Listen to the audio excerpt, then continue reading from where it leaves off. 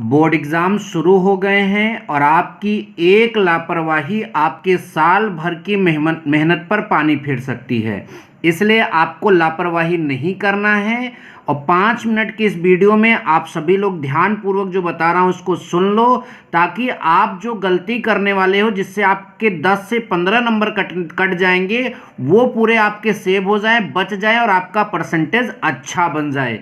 इस वीडियो में हम आपको हिंदी के पेपर में जो विशेष ध्यान देना होगा उसके बारे में बता रहा हूँ। यदि आपको ये वीडियो अच्छा लगेगा और हिंदी का पेपर आपका अच्छा जाएगा तो हमारे पास अलग अलग सब्जेक्ट के यहाँ पर पेपर दिखे हैं हमारे पास। हम आप सभी को और पेपर सॉल्व कराकर आपकी तैयारी अच्छे से करा देंगे, ठीक है। देखिए, सबसे पहले मैं आपको एक इफेक्टिव तरीका बताऊं। आप जो यहाँ पर मतलब कि प्रश्नोत्तर संख्या डालेंगे वो काली पेन के बजाय जो है काले स्केच का प्रयोग करिए, तो ये ज़्यादा बेहतर आपके लिए होगा। और एक बात ध्यान दीजिए, आपके बोर्ड एग्जाम में शायद यहाँ पर पहले से लाइन खींचा रहेगा। अगर यहाँ पर पहले से खींचा है तो कोई बात नहीं है, और तब आप यहाँ पर इतना पटरी से लाइन खींच लीजिएगा। हर पेज में मतलब कॉपी मिलते ही तो आपको पेपर मिलने से पहले आपको कॉपी दे दी जाती है, तो इतना आप कर लीजिएगा ताकि आप जो लिखे वो एक मतलब कि अच्छे मतलब कि राइटिंग के साथ वो आगे बढ़े। अब जैसे आपको यहाँ पर हम थोड़ा सा बताएं कि पहले वाले प्रश्न के क नंबर का उत्तर देना है, तो प्रश्नोत्तर संख्या 1 कोष्टक में क लिख दीजिए, ठीक है। और ये जो मैं यहाँ पर आप सभी को उत्तर दिखा रहा हूँ ये यूपी बोर्ड द्वारा प्रकाशित मॉडल पेपर का पूरा साल्व है। मैं आपको इसमें पूरा मॉडल पेपर का साल्व दे रहा हूँ जो यूपी बोर्ड ने स्वयं जारी किया है। उसको नेट से डाउनलोड करके उसके प्रश्नों का उत्तर यहाँ से प्राप्त कर लो, ठीक है। तो यहाँ पर एक क्वेश्चन किया गया था, तो इसमें जवाब है क्या भूलूं क्या याद करूं, हरिवंश राय बच्चन की आत्मकथा सही है। उसमें 4 ऑप्शन थे, इसमें ये सही है। एक के ख नंबर का रामचंद्र शुक्ल सही है, आप वहां से प्रश्न देख सकते हैं, ठीक है। एक का ग नंबर मेरी सफलताएं बाबू गुलाब राय की रचना है, यहाँ पर पूछा गया था, ठीक है।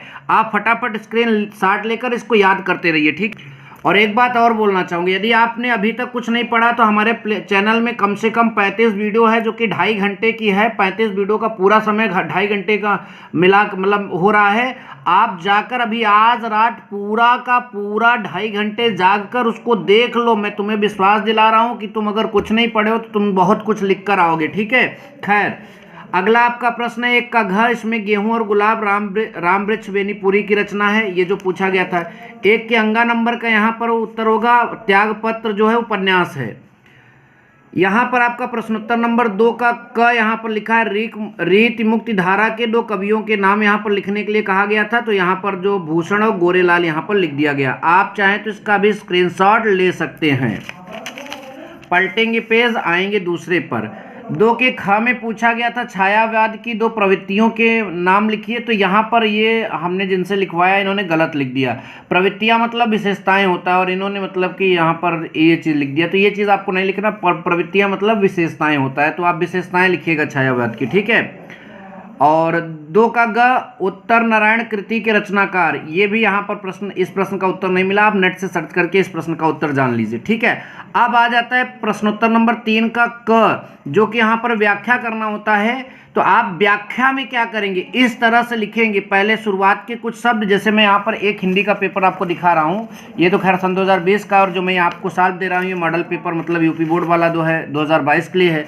जैसे यहाँ पर तीसरा मैं प्रश्न आपको दिखाऊँ, यहाँ पर जैसे ये है, तो यहाँ से यहाँ तक अगर ये चीज़ दिया गया है तो शुरुआत के एक एकांत मतलब यहाँ पर जो लिखा है ऐसे यहाँ पर यह एक जो भी लिखा है इसको एक दो लाइन लिखकर यहाँ से फिर डॉट डॉट डॉट आवश्यक हो गया है, तो ऐसे पहले लिख दोगे तो एक इफेक्टिव तरीका होता है ये लिखने का, एग्जामिनर अट्रैक्ट हो जाता है इससे। तो इस तरह से यहाँ तक लिख देना और फिर संदर्भ डालकर ये जो है अजंता नामक पाठ का था तो ये आप यहाँ पर लिख देंगे, ठीक है। इतने का भी स्क्रीनशॉट ले सकते हो। फिर उसी में रेखांकित अंश की व्याख्या करने के लिए कहा गया था, तो ये यहाँ पर है, ऐसे लिखना। इतना लिखने के बाद 1 लाइन या 2 लाइन छोड़ दोगे तो बड़ा अच्छा लगता है देखने में, एग्जामिनर जो है वो अच्छे समझ जाता है और आप मतलब कम पढ़ता है और ज़्यादा नंबर देने की कोशिश करता है। अगर आप बकवास लिखेंगे तो वो आपको नंबर नहीं देगा, ठीक है।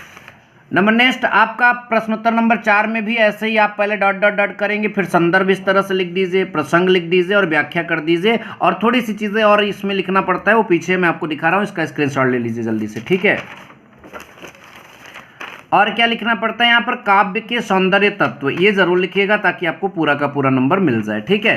अब चलिए आगे आ जाते हैं प्रश्न उत्तर नंबर 5 में। जयशंकर प्रसाद का जीवन परिचय आप सबने याद जरूर किया होगा, और अगर आपने इस तरह का नहीं याद किया, इतना छोटा लिखना है, एक पेज बहुत होगा, ठीक है, इतना लिख दोगे पूरा पूरा नंबर आपको मिल जाएगा। ठीक, आगे चलेंगे। यहाँ पर थोड़ा सा साहित्य में स्थान भी लिखना पड़ता है, तो ये आपने यहाँ पर आपको लिख देना है। फिर यहाँ पर प्रश्नोत्तर नंबर 5 के ख में कवि का जीवन परिचय लिखना है, तो सूरदास का यहाँ पर दिया गया, इतना आप याद कर लीजिए, और यहाँ पर है इस तरह से, इतना याद कर लीजिए, ठीक है। फिर उसके बाद प्रश्नोत्तर नंबर आपका जो है यहाँ पर आ जाता है 6। यहाँ पर या तो पद्यांश का व्याख्या करना होता है श्लोक का। ये जो यूपी बोर्ड में पद्यांश था, मानव जीवनस्य ... अस्माकम संस्कृति, तो इसका संदर्भ प्रसंग और यहाँ पर अनुवाद लिख दिया गया है। और हमने आपको यह ध्यान दीजिए, अपने वीडियो में पहले गा कर सिखाया इन सब चीज़ों का, तो नंबर आप ऐसे ही लूट सकते हो, तो वहाँ से, ठीक है। खैर, इसका इतना आप ले सकते हैं स्क्रीनशॉट। आगे चलते हैं, देखते हैं प्रश्नोत्तर नंबर 7 का में यहाँ पर आपको श्लोक लिखना पड़ता है। तो बंधनम मरणम वापी जयो वापी पराजय उभयत समो वीरः वीर भावो ही वीरता। ठीक, इसके बाद यहाँ पर आपका ये उत्तर है, उत्तर लिख दिया गया। 8 के क में करुण रस की परिभाषा, यहाँ पर उसका मतलब कि उदाहरण दिया गया। हास्य रस की परिभाषा भी हमारे चैनल पर अपलोड है, जाकर देख सकते हैं। अब हमारे पास जो है 8 का ख नंबर रूपक अलंकार की परिभाषा, ये उसका उदाहरण, और 8 का ग नंबर सोरठा की परिभाषा, और ये उसका उदाहरण। इसका भी स्क्रीनशॉट ले लीजिए। फिर यहाँ पर 9 का यहाँ पर जो था उपसर्ग के लिए, इससे ये बनेगा, इससे ये बनेगा, इससे ये बनेगा, प्रत्यय के लिए इससे ये बनेगा, इससे ये बनेगा। और ये आपका यहाँ पर जो है प्रश्नोत्तर नंबर 9 का ग जो है यहाँ पर आपका शायद मतलब समास का था, ठीक है, तो इसका समास विग्रह करना था, तो ये मिल गया आपका। ठीक, फिर उसके बाद जो है 9 का घ नंबर, यहाँ घर का जो तत्सम वाला है, गृह मानुष का मनुष्य होगा। 9 का अंगा नंबर जो है यहाँ पर पर्यायवाची 2 ठो पूछा था, कमल का पंकज नीरज, जंगल का वन और कानन होगा, ठीक है। और ख का 10 का नंबर यहाँ स्वागतम में संधि विच्छेद करना था, इत्यादि का करना था, लिख दिया गया। यहाँ 10 के ख नंबर में मधु का जो है यहाँ पर विभक्ति पूछा था, तो यहाँ पर लिखा गया, कौन सी विभक्ति है इसमें क्लियर नहीं है, मधुभ्याम लिखा है, और इसका फलभ्याम जो भी पूछा है यहाँ पर लिखा गया। खैर, ठीक।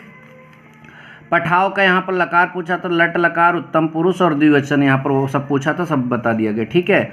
यहाँ 10 का अंगा नंबर का यहाँ पर जो है ये लिखा है, क्या नाम है, अनुवाद संस्कृत में प्रयाग गंगा तट पर स्थित है, तो प्रयाग गंगा तटे स्थित है, ठीक है। गंगा भारत की पवित्र नदी है, तो गंगा भारतस्य पवित्रम नदी, इसका मुझे थोड़ा क्लियर नहीं है, आप देख लीजिएगा, ठीक है। और ये लास्ट में आता है निबंध। निबंध इसी टेक्निक से लिखिएगा, मैंने निबंध अभी आपको अच्छे से याद करवाया, जाकर वो भी वीडियो यहाँ पर देखिए, प्लेलिस्ट में होगा, ठीक है। तो ये आप यहाँ पर याद करिएगा इसको। इतना इधर निबंध ऐसे लिखना है, फिर आपको ऐसे लिखना है, फिर इतना लिखोगे तभी आपको नंबर मिलेगा बच्चा। फिर उसके बाद ये आपका प्रश्नोत्तर नंबर 12 जो है, यहाँ पर आपको अगर पूजा के बारे में लिखना पड़ेगा, और इतना आप लिख देंगे तो आपको पूरा नंबर मिल जाएगा, ठीक है। तो थैंक यू सो मच। जय हिंद, वंदे मातरम।